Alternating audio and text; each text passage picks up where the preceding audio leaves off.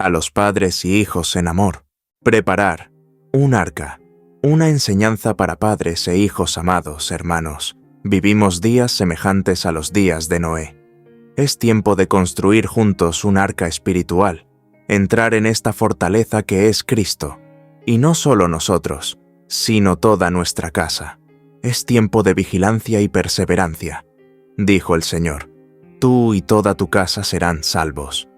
Cree en el Señor Jesús y serás salvo tú y tu casa. Hechos 16:31. Vivimos tiempos desafiantes. La maldad y la violencia se han vuelto comunes, mientras los valores familiares enfrentan constantes ataques. Los medios de comunicación con frecuencia transmiten contenidos que debilitan los lazos familiares, mientras problemas como el tráfico de drogas y la iniciación sexual temprana siguen creciendo, afectando especialmente a los jóvenes. El espíritu de rebeldía, a veces, lleva incluso a la violencia dentro de las familias. Al igual que en los días de Noé, enfrentamos una era de corrupción moral y espiritual. Los días de Noé. Un paralelo actual en el tiempo de Noé. La tierra estaba corrompida delante de Dios y llena de violencia. Génesis 6:11. En medio de ese panorama, Noé fue hallado justo. Pero Noé halló gracia a los ojos del Señor. Génesis 6:8. Él y su familia fueron salvos porque Noé caminaba con Dios. Génesis 6:9. Este ejemplo nos enseña que es posible preservar a nuestra familia incluso en tiempos de decadencia moral, buscando la presencia de Dios con un corazón sincero. Podemos comparar esta historia con la experiencia de Abraham, quien también tuvo fe y obedeció la dirección divina. Cuando Dios anunció la destrucción de Sodoma y Gomorra, Abraham intercedió por su familia. Génesis 18:23-33. Así, Lot y sus hijas fueron salvados. De manera similar, Josué declaró con firmeza: yo y mi casa serviremos al Señor. Josué 24:15. Estos ejemplos muestran que la fe de un miembro de la familia puede impactar positivamente a todos los demás. Debemos caminar con Dios y, junto con nuestra casa, preparar un arca, desarrollar nuestra salvación en Cristo Jesús junto a toda nuestra casa. Al igual que Noé construyó el arca por fe, también nosotros somos llamados a preparar una arca espiritual para salvar a nuestra familia. Este proceso implica caminar con Dios diariamente, volviendo nuestros corazones a Él y confiando en su palabra. El autor de Hebreos nos recuerda: sin fe es imposible agradar a Dios, porque es necesario que el que se acerca a Dios crea que Él existe y que recompensa a los que le buscan. Hebreos 11:6. En el Nuevo Testamento vemos el ejemplo de Cornelio, un hombre temeroso de Dios que oraba y lideraba a su casa en la fe. Por su búsqueda, él y toda su familia recibieron el Espíritu Santo. Hechos 10:1-44. Esto refuerza que la comunión con Dios es la base para la salvación familiar. Orar y leer la palabra de Dios. Esa es nuestra esperanza. La fe se forja en nuestras acciones con Dios. Preparar un arca espiritual exige esfuerzo y fe. Significa apartar tiempo diario para la oración y el estudio de las Escrituras. Así como Nehemías no se dejó intimidar al reconstruir los muros de Jerusalén, Nehemías 4:16-18, debemos perseverar, incluso frente a las dificultades y presiones de la sociedad actual. Padres, ustedes están llamados a guiar a sus familias hacia Dios, enseñando valores bíblicos y siendo ejemplos de fe. Hijos, escuchen las instrucciones de sus padres y respeten las enseñanzas del Señor. Efesios 6:1-4. La unidad familiar en Dios es la mayor protección contra los desafíos del mundo. Señor, te agradecemos por tu palabra, que ilumina nuestro camino incluso en tiempos difíciles. Ayúdanos a caminar contigo, como lo hicieron Noé, Abraham y tantos otros. Danos sabiduría para guiar a nuestras familias, perseverancia para construir un arca espiritual y fortaleza para resistir las presiones de este mundo. que nuestras casas sean refugios de fe, amor y comunión contigo. Te pedimos por nuestros hijos, para que crezcan en obediencia y en el temor del Señor. Que nuestras familias sean instrumentos de tu gloria y que, juntos, podamos ser testigos de tu poder y salvación. Te agradecemos, Padre, por permitirnos escuchar estas enseñanzas de tu palabra. Fortalécenos interior y exteriormente para vencer al adversario, al viejo hombre, y avanzar juntos en esta gran procesión bajo el mando de nuestro capitán de salvación, Cristo Jesús. En el nombre del Señor de los ejércitos avanzamos, marchando junto con toda nuestra casa, para honra y gloria del Señor, rumbo a Sión de Dios, hacia el interior del arca que nos guarda, suple y fortalece día tras día, hasta el último día. En comunión, su siervo, Luis Trama. Emanuel nos bendiga. Amén.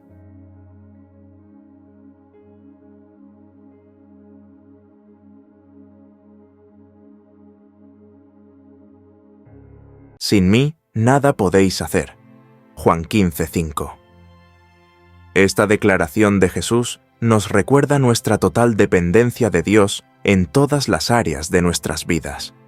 El ejemplo de los trabajadores en las salinas ilustra cómo, muchas veces, insistimos en cargar pesos que claramente no podemos soportar. Así como esos trabajadores intentan repetidamente levantar cargas más pesadas de lo que pueden manejar, nosotros, en nuestras vidas, frecuentemente tratamos de enfrentar desafíos que superan nuestras fuerzas por nuestra cuenta. Esta actitud refleja nuestra naturaleza humana, una inclinación natural a actuar solos antes de buscar la ayuda divina. Muchas veces, solo acudimos al Señor cuando estamos al límite de nuestras fuerzas, después de haber intentado todas las alternativas y fracasado. Sin embargo, el Evangelio nos llama a una postura de humildad y dependencia desde el principio, reconociendo que es el Señor quien nos fortalece y sostiene en todo. Filipenses 4:13. Este mensaje resuena en toda la Biblia. En el Antiguo Testamento lo vemos claramente en historias como la de Moisés frente al Mar Rojo. El pueblo de Israel estaba atrapado entre el ejército egipcio y el mar.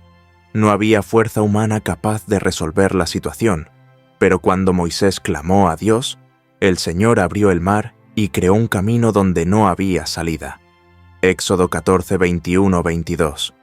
Esto demuestra que, al reconocer nuestras limitaciones y confiar en Dios, Él realiza lo imposible. En el Nuevo Testamento, el apóstol Pablo refuerza esta idea en 2 Corintios 12, 9-10, donde dice: «Bástate mi gracia, porque mi poder se perfecciona en la debilidad». Pablo aprendió que, en su debilidad, dependía completamente de la fuerza de Dios. Esta dependencia no era un signo de debilidad espiritual, sino una comprensión profunda de que solo Dios puede capacitarnos para enfrentar las luchas de la vida. Ahora, pensemos en nuestras propias vidas. ¿Cuántas veces cargamos preocupaciones, ansiedades y problemas sin entregárselos al Señor? Muchos enfrentan luchas en sus matrimonios, trabajos, salud o relaciones y tratan de resolverlas con sus propias fuerzas. Cuando nos rendimos a la soberanía de Dios, le damos espacio para que nos guíe y obre en nuestras vidas de una manera que jamás podríamos imaginar. Oremos juntos. Señor, reconocemos que sin ti nada podemos hacer. Perdónanos por tantas veces intentar cargar pesos que solo tú puedes soportar. Ayúdanos a confiar más en ti, a entregar nuestras luchas en tus manos y a depender de tu poder en cada área de nuestras vidas. Así como tú abriste el Mar Rojo para el pueblo de Israel y diste fuerzas al apóstol Pablo en su debilidad, clamamos para que obres en nuestras dificultades y nos fortalezcas en nuestras limitaciones. Que tu Espíritu Santo nos guíe y nos capacite para vivir de una manera que te agrade, sabiendo que, en ti, somos más que vencedores. Gracias, Señor, por tu gracia y tu fuerza, que nos sostienen cada día. En el nombre de Jesús, amén. El ejemplo de Moisés y Pablo nos enseña que la verdadera fuerza proviene de la dependencia de Dios. No se trata de cuánto podemos cargar, sino de quién llevamos con nosotros. Que podamos vivir esta verdad hoy y siempre, confiando plenamente en el Señor.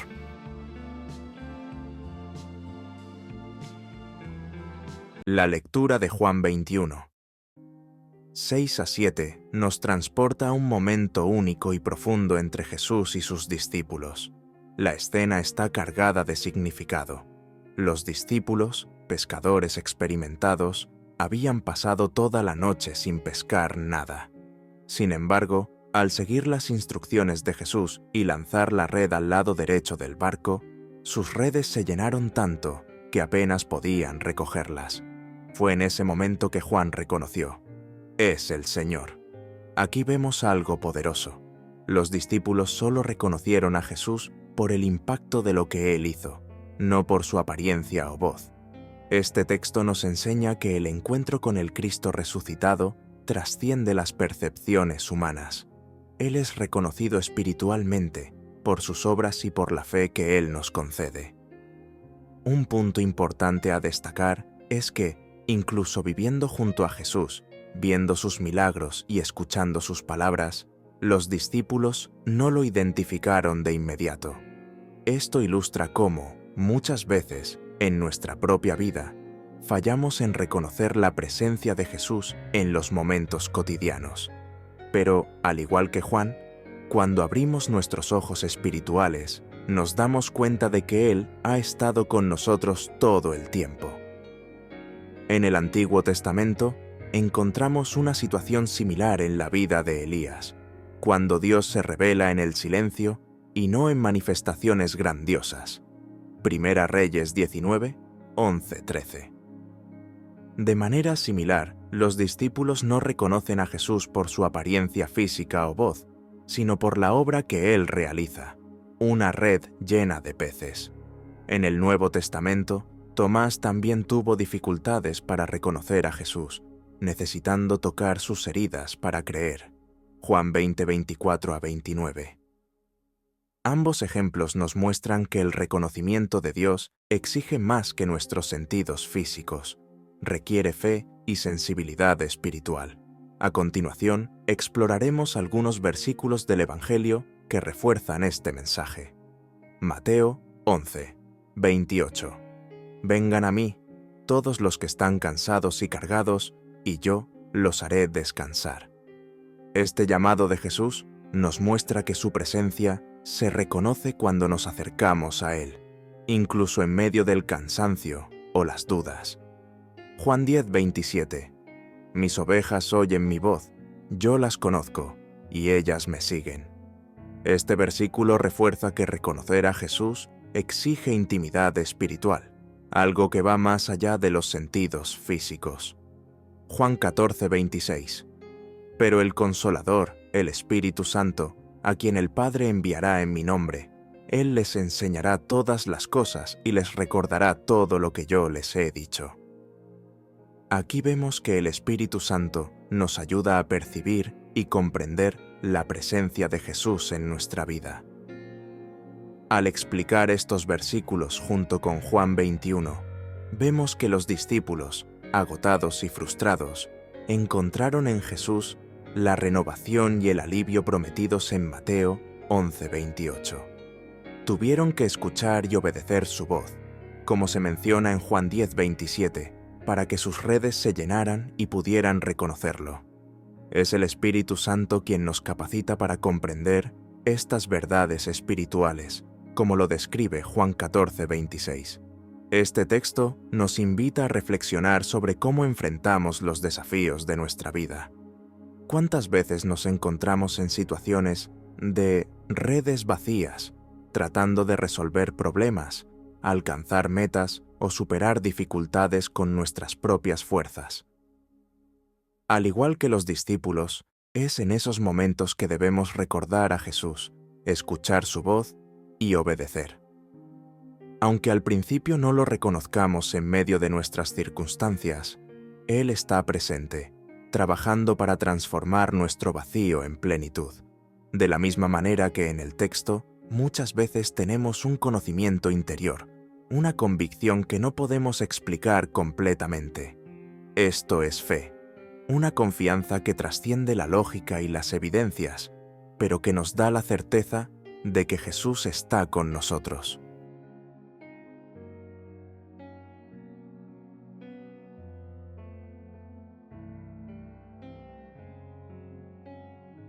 Padres e hijos en amor. Un vivir delante de Dios, un llamado para padres e hijos. Los padres tienen una gran responsabilidad, no solo enseñar, sino vivir de manera santa y constante en la presencia de Dios. El llamado a la santificación no debe limitarse a la presencia de los hijos, sino que debe reflejar una comunión continua con Dios en todas las áreas de la vida. El propio Señor Jesús nos da el ejemplo. Él era santo, incluso antes de santificarse por causa de sus discípulos. Juan 17:19. De igual manera, los padres están llamados a caminar con Dios de manera íntegra, independientemente de quién los observe. El ejemplo de Enoc. En la Biblia encontramos el poderoso ejemplo de Enoc, un hombre que caminó con Dios. En Génesis 5:21-24 leemos: Enoc vivió 65 años y engendró a Matusalén. Y caminó Enoc con Dios después que engendró a Matusalén 300 años, y engendró hijos e hijas. Y caminó Enoc con Dios, y desapareció, porque Dios se lo llevó. Este testimonio nos muestra que la paternidad no alejó a Enoc de Dios, sino que lo acercó aún más. Al asumir la responsabilidad de criar una familia, reconoció sus limitaciones humanas y buscó en Dios la fuerza y la dirección necesarias para guiar a sus hijos. Enoc no vivió piadosamente solo en la presencia de Matusalén, sino que mantuvo una relación constante e íntima con Dios, lo cual lo llevó a ser arrebatado. Otros ejemplos bíblicos. Además de Enoc, otros ejemplos bíblicos nos enseñan sobre la caminata de los padres e hijos delante de Dios. Noé, descrito como justo e íntegro en su generación, también caminó con Dios. Fue llamado a construir el arca y salvar a su familia del diluvio, mostrando cómo la obediencia a Dios puede impactar directamente la vida de los hijos. Génesis 6:9-10. Abraham, conocido como amigo de Dios, fue un ejemplo de fe para su hijo Isaac. En Génesis 22:7-8, Abraham demuestra una confianza total en Dios al responder a la pregunta de Isaac sobre el sacrificio. Dios se proveerá de cordero para el holocausto. Esa fe transmitió a su hijo la importancia de confiar en Dios en todas las circunstancias. Timoteo, en el Nuevo Testamento, es mencionado como fruto de la educación piadosa de su madre, Eunice, y su abuela, Loida. El apóstol Pablo reconoce el impacto de esta crianza espiritual en 2 Timoteo 1:5, destacando la importancia de padres y abuelos en guiar a los hijos en la fe. ¿Cómo podemos aplicar esta lección? Los padres deben cultivar un estilo de vida que inspire constantemente a sus hijos, no por obligación, sino por una relación genuina con Dios. Como vemos en Deuteronomio 6:6-7, Dios ordena que sus mandamientos sean enseñados al sentarte en tu casa, al andar por el camino, al acostarte y al levantarte. Esto solo es posible cuando los padres viven en una comunión continua con Dios, reflejando esa santidad en su rutina diaria. Oración. Padre Celestial, reconocemos nuestras limitaciones como padres y buscamos en ti la sabiduría y la fuerza para guiar a nuestros hijos en el camino de la verdad. Así como Enoc, deseamos caminar contigo diariamente, viviendo de manera íntegra y constante en tu presencia. Que nuestros hijos vean en nosotros un testimonio genuino de fe y obediencia. Ayúdanos a enseñar con palabras y acciones, siendo luz en nuestro hogar. Condúcenos, Señor, a una comunión más profunda contigo, para que tú seas el centro de nuestra familia. Padre, gracias por este tiempo contigo. Avanza en nuestras vidas y en nuestro diario vivir. Aquí estamos. Envíanos. Sea hecha tu voluntad. Venga tu reino, hoy y siempre. Agradecemos por tu presencia, Padre, y por todos los que dedicaron este tiempo en comunión. Tu siervo, Luis Trama. Amén. Emanuel os bendiga. Bienaventurado el que no halle en mí motivo de tropiezo. Mateo 11:6. Amados hermanos, hoy vamos a reflexionar sobre las experiencias negativas del día a día que muchas veces enfrentamos y, en muchas de ellas, no aceptamos e incluso culpamos al Señor. Perdónanos, Señor. Juan el Bautista, uno de los mayores profetas, enfrentó una profunda crisis al encontrarse encarcelado y sin señales de liberación.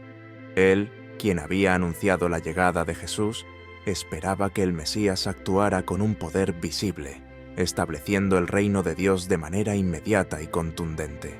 Sin embargo, al encontrarse preso y al borde de la muerte, comenzó a cuestionar si Jesús realmente era el Mesías o si debía esperar a otro. Esto nos lleva a reflexionar. ¿Cuántas veces nos sentimos decepcionados con Dios porque no actúa según nuestros planes o expectativas? Al igual que Juan el Bautista, nos enfrentamos a frustraciones cuando nuestra idea de lo que Dios debería hacer no coincide con lo que Él permite que suceda. Queremos respuestas rápidas, sanidades milagrosas, puertas abiertas, pero muchas veces nos encontramos en callejones sin salida o en situaciones que parecen contradecir la bondad de Dios. Este versículo nos llama a tener una fe que persista, incluso cuando no entendemos los caminos de Dios. Este tema puede relacionarse con varias escrituras del Antiguo y del Nuevo Testamento. En el Salmo 46:10, Dios nos exhorta: «Quedaos quietos y sabed que yo soy Dios», recordándonos que Él está en control, incluso en tiempos de crisis. En Isaías 55:8-9, el Señor declara: «Mis pensamientos no son vuestros pensamientos, ni vuestros caminos, mis caminos», reforzando que sus acciones son más altas y sublimes que nuestra comprensión. Y en Romanos 8:28, somos alentados con la promesa de que todas las cosas ayudan a bien a los que aman a Dios, indicando que, incluso en nuestras aflicciones y confusiones, Él está obrando para nuestro bien. Veamos el ejemplo de Job, un hombre que enfrentó pérdidas inimaginables. Perdió todo: bienes, hijos, salud. Aún así, en medio del sufrimiento, Job declaró: «Yo sé que mi Redentor vive, y al final se levantará sobre la tierra». Job 19:25. Aunque no comprendió completamente los propósitos de Dios, permaneció fiel, confiando en el carácter divino. Al final, Job fue restaurado, y Dios lo honró por su perseverancia. De manera similar, Jesús, en su momento más difícil en el huerto de Getsemaní, oró: «Padre, si quieres, aparta de mí esta copa, pero no se haga mi voluntad, sino la tuya». Lucas 22:42. Nos mostró que confiar en la voluntad de Dios, incluso cuando implica sufrimiento, es un acto de fe que glorifica al Padre. Oración de hoy. Dios Todopoderoso, te buscamos en esta mañana, reconociendo que muchas veces no entendemos tus caminos. Te pedimos perdón por las veces que hemos dudado o nos hemos sentido decepcionados al no ver las respuestas que deseábamos. Ayúdanos a confiar en que tú estás en control, incluso cuando enfrentamos frustraciones, enfermedades o dificultades financieras. Enséñanos a decir, como Jesús: «Hágase tu voluntad». Padre, recuérdanos que tus pensamientos son más altos que los nuestros y que todo coopera para nuestro bien. Como Job, queremos mantenernos firmes en la fe, incluso frente a las pérdidas, sabiendo que tú eres nuestro Redentor y que, al final, tus planes nos traerán restauración. Fortalece a aquellos que hoy se sienten encarcelados, como lo estuvo Juan el Bautista. Abre sus ojos para que vean que tu gloria no está limitada por las circunstancias. Trae paz, perseverancia y la certeza de que, un día, todas las cosas serán explicadas delante de tu trono. Que en esta mañana podamos comenzar el día con corazones tranquilos en tu presencia, confiando en tu amor inmutable. Te agradecemos, Padre, por este momento juntos, donde podemos contar nuestros días en tu presencia. Amados hermanos, que el Señor esté con cada santo. Gracia y paz en Cristo Jesús. En comunión, su siervo, Luis Trama. Emmanuel nos bendiga. Amén.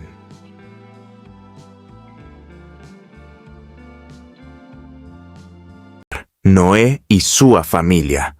Las 12 lecciones de vida que podemos aprender de los 40 días de Noé. Pasó 40 días dentro del arca con su familia y los animales, y el Señor dijo a Noé: entra en el arca, tú y toda tu casa, porque he visto que eres justo delante de mí en esta generación.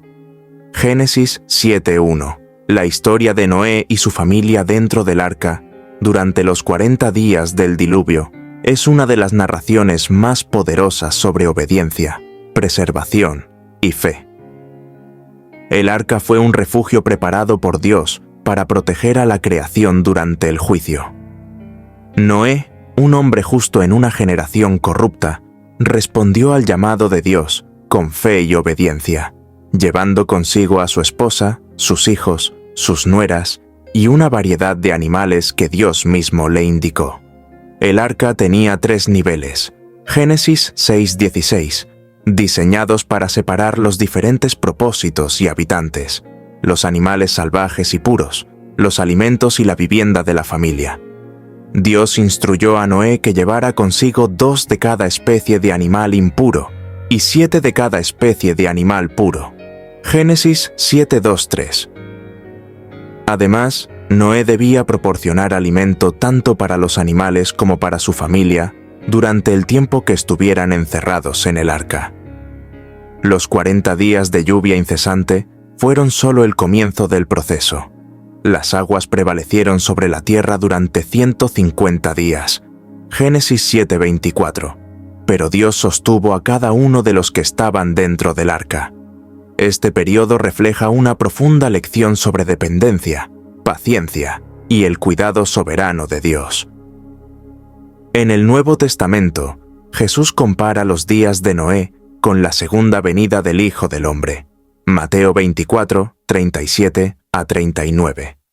Así como en los días de Noé, las personas vivían sin discernir los tiempos e ignoraban las advertencias de Dios, pero Noé permaneció fiel, ofreciéndonos un ejemplo de vigilancia y obediencia en medio de la incredulidad. 12 lecciones de los 40 días en el Arca 1. La obediencia trae preservación. Noé fue salvo porque obedeció a Dios, incluso sin comprender completamente su plan. Hebreos 11:7. 2. Dios es un Dios de detalles. Las especificaciones para la construcción del arca muestran que Dios cuida cada detalle. Génesis 6:14-16. Tercero, la unidad familiar es esencial. Noé y su familia entraron juntos al arca, demostrando unión y propósito común. Génesis 7:7. Cuarto, Dios provee sustento en tiempos difíciles. El alimento fue planeado y provisto para todos los que estaban en el arca. Génesis 6:21. 5. La paciencia es necesaria en tiempos de espera. Noé esperó hasta que las aguas bajaron, sin actuar precipitadamente. Génesis 8:10-12.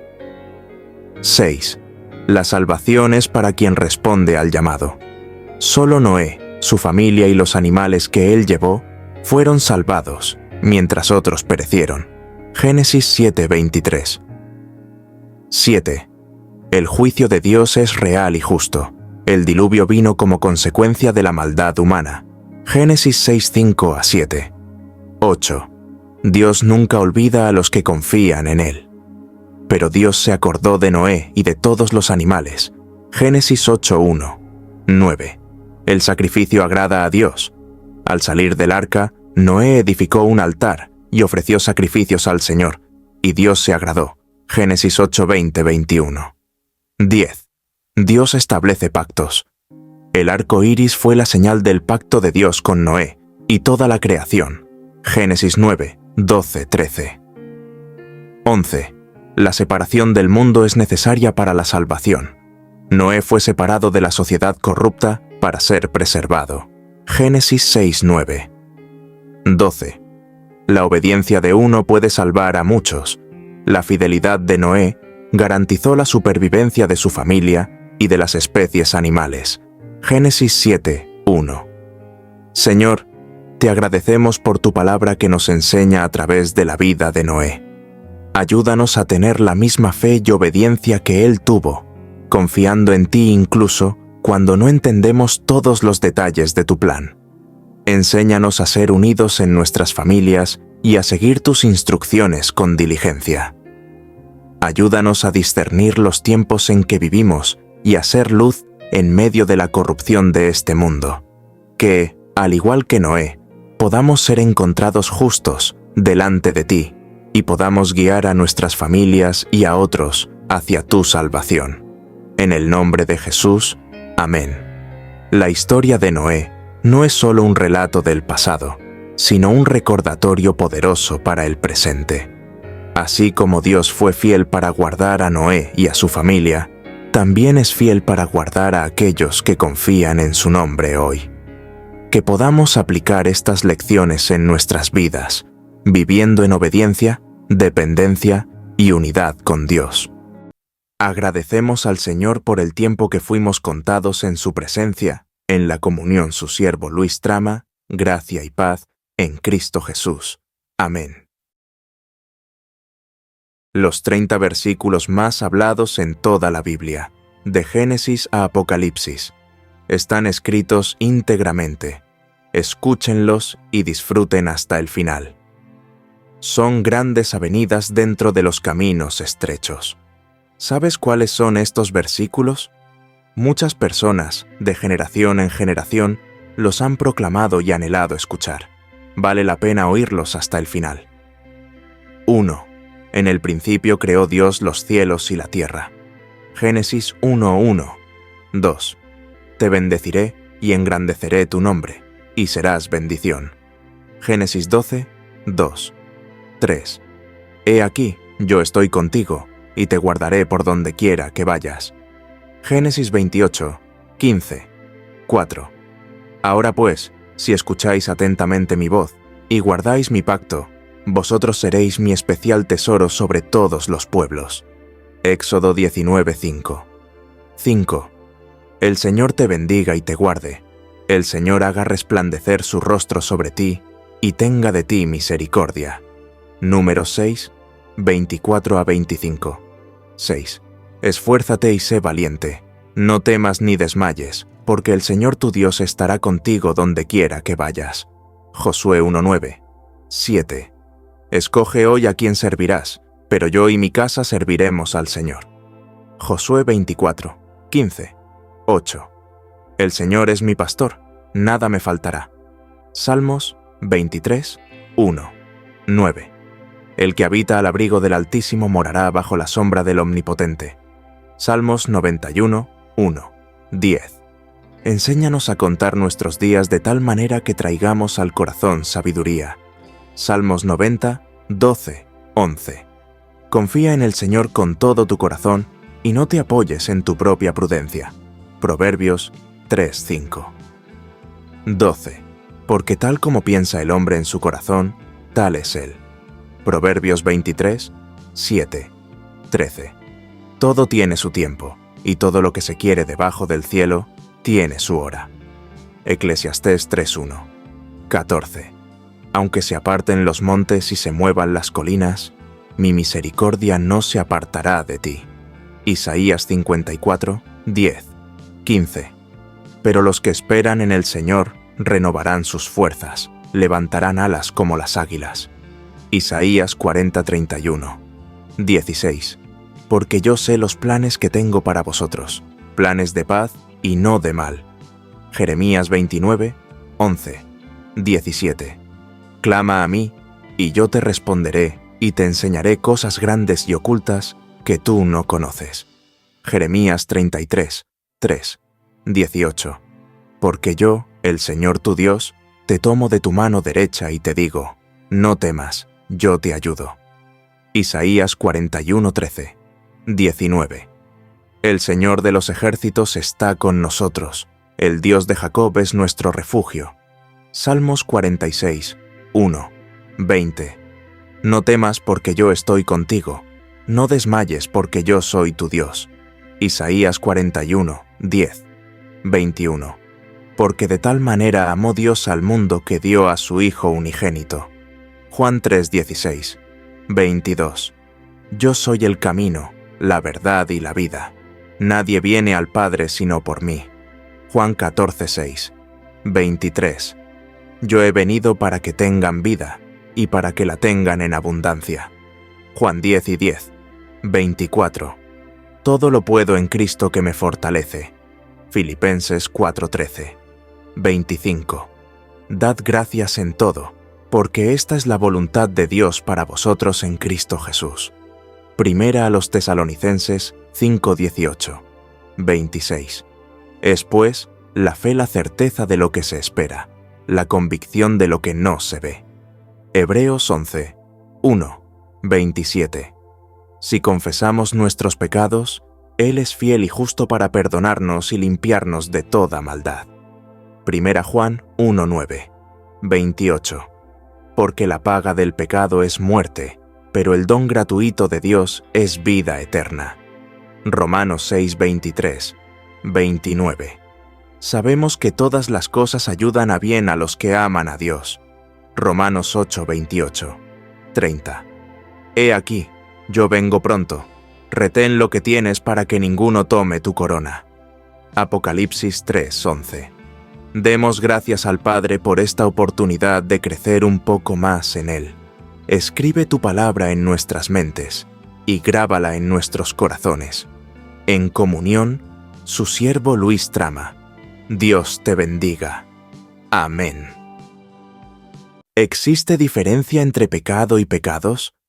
Pero veo en mis miembros otra ley, que lucha contra la ley de mi mente, y que me lleva cautivo a la ley del pecado que está en mis miembros. Romanos 7:23. Amados hermanos, disfrutemos de este versículo, y clamemos al Señor que nos dé oídos y ojos, para ver, escuchar y recibir esta palabra con revelación. Parece lo mismo, pero no lo es. Escuchen con atención hasta el final, porque, sin duda, nuestra plena salvación depende no solo de esta comprensión, sino también de nuestra cooperación con Dios para poner fin al pecado en singular y a los actos de pecados en plural. Escuchen, disfruten, lean los versículos y consideren esto en comunión con el Señor. Luego, compartan sus reflexiones abajo, para que otros también puedan disfrutar. Dios los bendiga. Pecado y pecados. Una diferencia fundamental. Es fácil notar la diferencia entre pecado y pecados. El primero es singular, mientras que el segundo es plural. Sin embargo, la cuestión va más allá de la gramática. Entender esta distinción es crucial para comprender la salvación. Si alguien no entiende esta diferencia, incluso si ha experimentado la salvación, probablemente no tiene claridad sobre lo que fue salvo. ¿Qué es el pecado según la Biblia? El pecado, en singular, se refiere al poder o principio que habita en nosotros, motivándonos a pecar. Es como una fuerza interna que nos inclina al mal. Pablo lo describe como una ley que controla nuestros miembros. Romanos 7:23. Esta fuerza nos lleva, por ejemplo, a sentimientos como envidia, lujuria o ira. No es algo visible, pero está presente en nuestra naturaleza humana desde la caída de Adán, como se explica en Romanos 5:12. Por tanto, como el pecado entró en el mundo por un hombre, y por el pecado la muerte, Así la muerte pasó a todos los hombres, por cuanto todos pecaron. ¿Qué son los pecados? Por otro lado, los pecados, en plural, son los actos pecaminosos que practicamos externamente: mentir, robar, odiar, cometer adulterio, entre otros. Son las manifestaciones visibles del pecado que habita en nosotros. Los pecados están relacionados con nuestro comportamiento, como se menciona en Romanos 8:13. Porque si vivís conforme a la carne, moriréis. Mas si por el Espíritu hacéis morir las obras del cuerpo, viviréis. Estos actos son el resultado de la obediencia a la ley del pecado que gobierna nuestra carne, como se ilustra en Romanos 7:8, 16:17. El pecado, aprovechándose del mandamiento, produjo en mí toda codicia.